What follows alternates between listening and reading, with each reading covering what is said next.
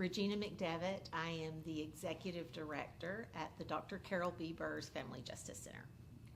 So the Family Justice Center, the Dr. Carol B. Burrs Family Justice Center here in Chattanooga, we are an outgrowth of a national movement of family justice centers across the country. There are about 150 family justice centers throughout the country and about 150 outside of the U.S. as well. And the focus for family justice centers is to bring support services for victims into one place so that victims of domestic violence, sexual assault, human trafficking, elder abuse, or child abuse don't have to go to multiple places and tell their story to get services, that they can come into a family justice center, they can meet with a navigator who will assess their safety, give them some safety plannings, connect them to the resources, many of which are located on site. One of them is the Partnership for Families, Children, and Adults. They are our domestic violence and sexual assault partners. We do all of our services in living room spaces. So it makes for when a survivor walks in our door, they feel safe, they feel comfortable, they feel welcome. That's really important.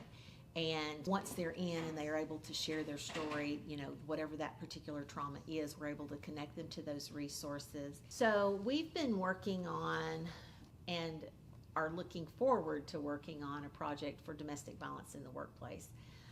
Domestic violence does not stay at home. 1 in 4 women and 1 in 7 men are a victim of domestic violence in their lifetime. So domestic violence, as I mentioned, comes to work. So when it comes to the workplace, whether it's industrial or social service or university, whatever that workplace is, we know that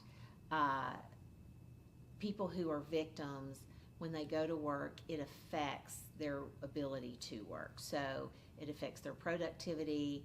They may come to work with bruises that they've tried to cover up. Businesses lose over $8 billion a year in revenue from domestic violence, whether it's insurance, absenteeism, tardiness, productivity.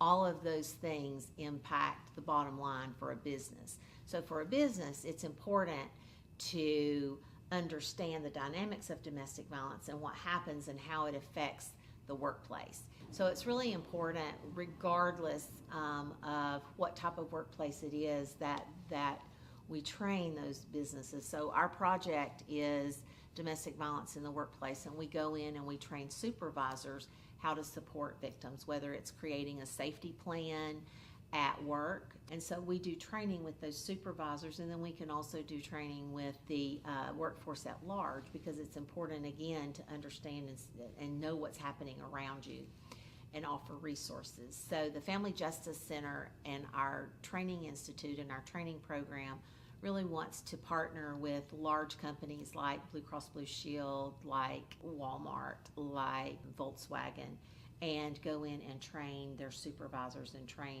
their staff at large. So hope is probably the biggest motivator that I have. Lots of reasons. Hope is the opportunity for a person to see what's ahead, see a vision, and come up with a plan to complete that vision.